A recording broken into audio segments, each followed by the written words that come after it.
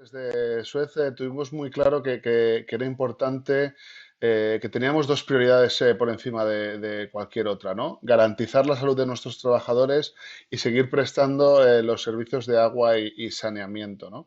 A partir de aquí nos organizamos para que esto sucediese, establecimos una serie de escenarios y del mismo modo creamos una unidad de bioseguridad que nos permite desinfectar instalaciones que deban ser desinfectadas, establecer procedimientos de limpieza, pues de herramientas, vehículos, instalaciones que van a ser utilizadas por más de una persona, dar todo el soporte de conocimiento pues a todos nuestros trabajadores que en algún momento tengan alguna duda, etcétera, etcétera, ¿no?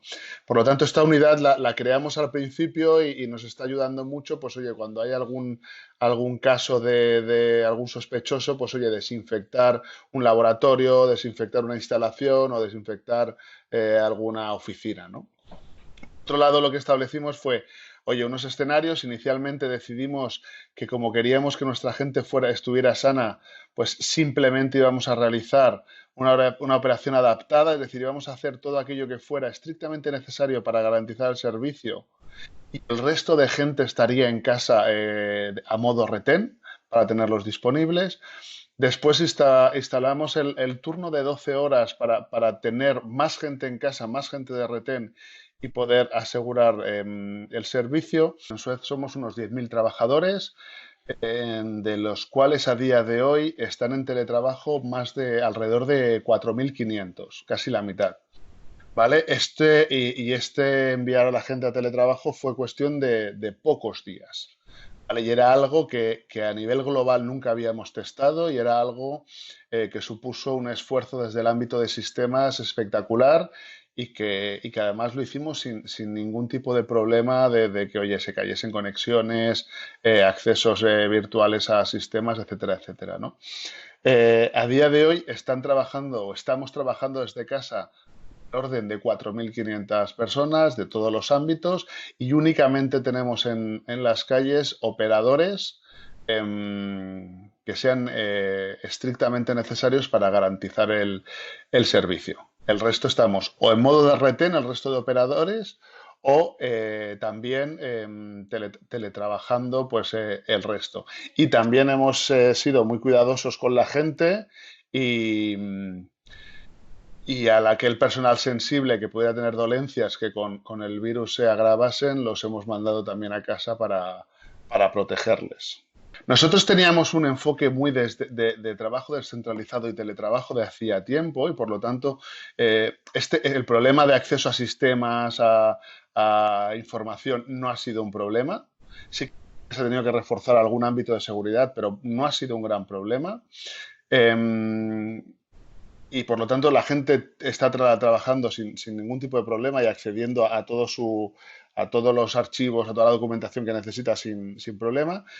Claro, la parte de eficiencia es evidente que hay alguna parte de eficiencia que puedes perder, pero no por el hecho de teletrabajar. Por el hecho de teletrabajar, de estar en casa con la familia, críos, etcétera, etcétera. O sea, el teletrabajo en sí mismo no es en ningún caso un aporte de ineficiencia. Es verdad que el teletrabajo puramente dicho no es lo que estamos viviendo en esta emergencia, ¿no? Una emergencia donde en las casas hay niños y no es la misma situación, pero el teletrabajo por sí mismo, cuando lo haces de forma ordenada, cuando lo haces un día a la semana o 2 días a la semana y tienes tu espacio en tu casa, no es por sí mismo una fuente de ineficiencia, casi al contrario. Y finalmente hicimos un análisis de nuestras instalaciones críticas y esenciales y vimos que era necesario en un momento pasar a presencia permanente en estas instalaciones, es decir, a que los trabajadores, con el fin de garantizar su salud y de que pudieran operar la planta, no estuvieran desplazándose y entrando en contacto con otras personas, familiares, etcétera, sino estar durmiendo y trabajando dentro de la instalación. Esto ya lo hicimos hace un par de semanas. La primera fue en Avilés y después hemos ido sumando hasta alrededor de una veintena que tenemos al día de hoy.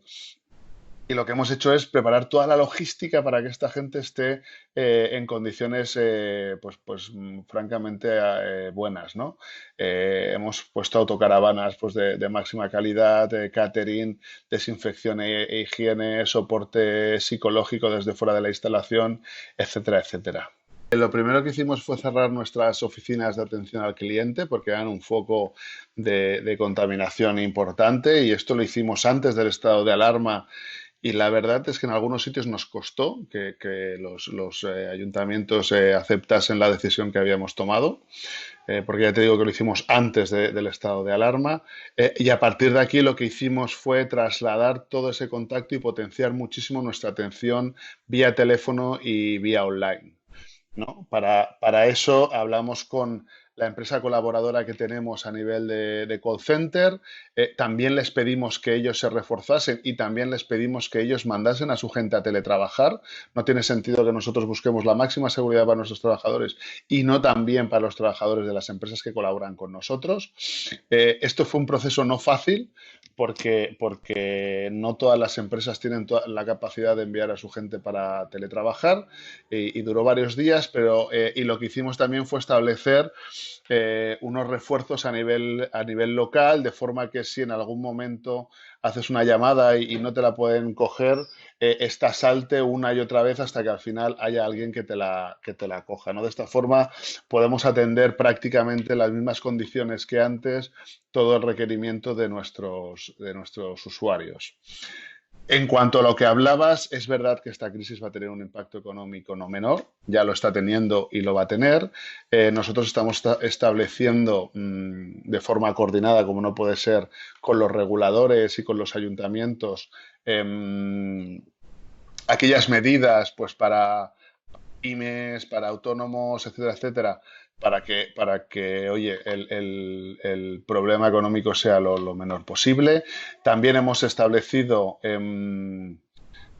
inicialmente, nosotros nunca hemos cortado el agua a personas con riesgo de exclusión social, con personas con vulnerabilidad económica, pero en esta situación, digamos, no estamos cortándoselo a nadie, ni industrias, ni comercios, ni a nadie, ¿no?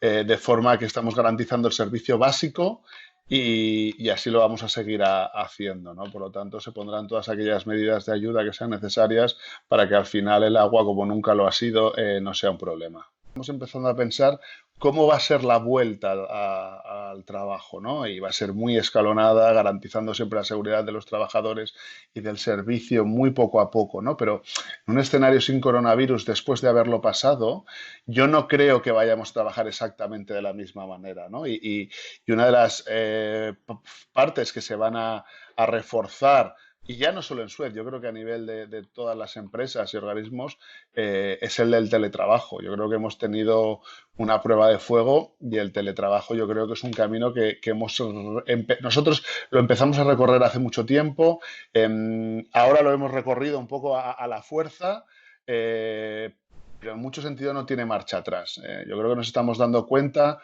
que no es necesario ir a la oficina todos los días 8 horas para demostrar que estás trabajando, que desde casa se puede hacer, que combina mucho mejor con tu ámbito personal.